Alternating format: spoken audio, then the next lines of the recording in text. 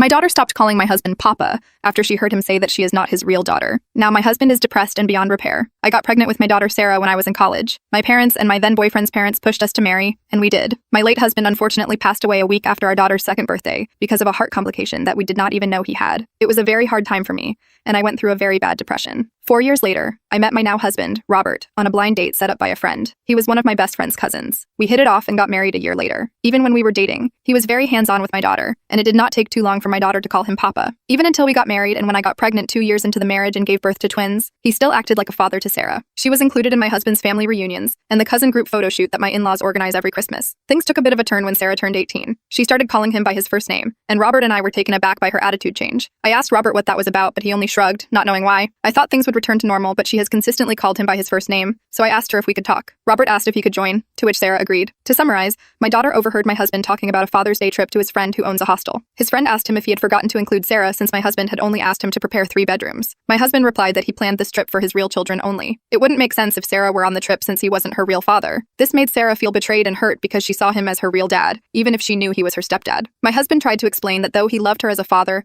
his love for the twins was different since they were his real children. I wanted to just shut him up because he was overusing the word real, but Sarah told us to leave her room. What made that day even more depressing was that this day was her last week with us before she left the country for college. Since then, Sarah acts like nothing happened every time she comes home, but continues to call Robert by his first name. Robert didn't want to add fuel to the fire and tolerated it. And now, a few years after that, my daughter has announced her engagement to her longtime boyfriend. We were very happy for her, as they have been dating since they were still college freshmen. We wondered who would be walking Sarah down the aisle 2 weeks before their wedding. I assumed it would be Robert since I thought we had moved past that incident, but no. When I told her about Robert walking her down the aisle, my daughter scoffed at me. She said, "I thought it was obvious that Uncle Greg would be the one to do that. Besides, I'm not his real daughter. It wouldn't make sense if he walked me down the aisle." I did not talk back. Instead, apologized for my ignorance and told her that I'll speak with Robert about it since he also assumed he'd be the one to walk her down the aisle. When I told him what Sarah said, he was pissed, but I politely reminded him of the incident years ago, which upset him even more. He noted that it was long ago and that Sarah should move on. I, who was offended for my daughter, told him he shouldn't be upset since he doesn't see her as his real child. He then got teary-eyed and told me to not speak to him. He still attended Sarah's wedding but looked visibly down. We still aren't on good terms and have been pretending in front of relatives. My daughter does not know about this, and I want to keep it that way. Nevertheless, it's been a week since my daughter's wedding, and Robert is still upset. He only talks to me about the twins and household stuff, but beyond that, he keeps everything to himself. I feel terrible and think he is acting this way because of me.